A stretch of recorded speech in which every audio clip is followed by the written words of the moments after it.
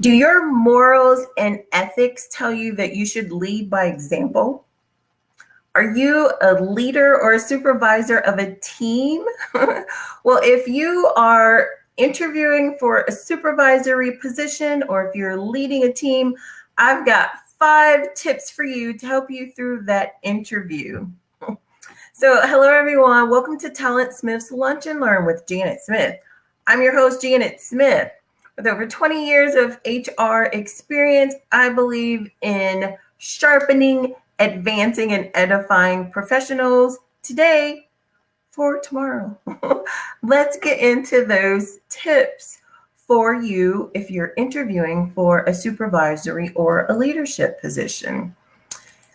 In your interview, you could be asked some of these questions, and I want to talk about some suggestions or tips on how to answer these. They may ask you a question like, how can you improve the success of a team?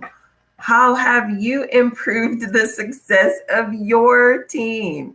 So, something that you might want to share with them is that you definitely want to be clear that you have in your mind a role for each team member, for each person on your team. So describe to them what type of listening skills that you have and what type of constructive criticism that you give to others. Let them know how it works. Let them know that you have a clear idea for the entire team and a clear idea for providing feedback for the team as well. And they may even ask you, so what makes a good supervisor great? The question may be, what makes you a good supervisor? You will always want to share a story.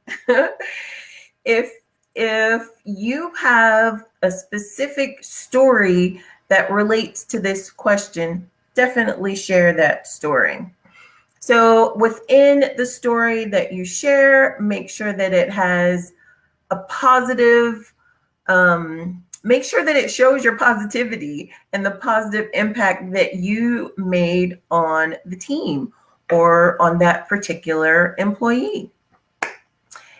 You may be asked, what's your management style? What is your management style? Once again, it's best to share a specific story. When you share a specific story, it paints a picture. It paints a picture of you. It paints a picture, one, that you're able to communicate well and share information with the potential employer. But two, it paints a picture of something that you've done in a different situation, and it makes the employer realize that that's a transferable skill that you can likely bring to their current organization as well. So let them know about that specific scenario that happened in regards to a specific employee. And let them know that those scenarios or how you handle things, it's really going to depend on the person. Although you have a certain management style, you are able to cater to your team. They need to know that. And also, let's not go too fast here. So you may be asked to share your toughest challenge that you had and asked, well, how did you handle that challenge and what exactly did you do? So you want to show them that you're able to focus on the big picture. You want to share with them and show them that you are able to be positive in any challenging situation, because the energy that you give out is going to either diffuse the situation or it's going to add fuel to the fire of that challenging situation. Show them that you're able to focus on the big picture with your positive outlook and that you have a resolution in specific steps. Walk them through the steps that you take to get to that resolution. in a story. So, question, how would your own coworkers describe you? Everyone wants to know how you relate with people. Because unless you're going into a position that's an individual contributor role, you will have to relate to people. And since you're interviewing for a supervisory role or a leadership position, they want to know how others relate to you. How do they describe you? Show them, show them in a story. Show them how you relate to your team. Do you empathize with your team? Are you hard on your team? Do you give your team constructive criticism? Do you give them feedback? One of the other suggestions that I would give you or suggest that you implement, if you haven't already, is surveys.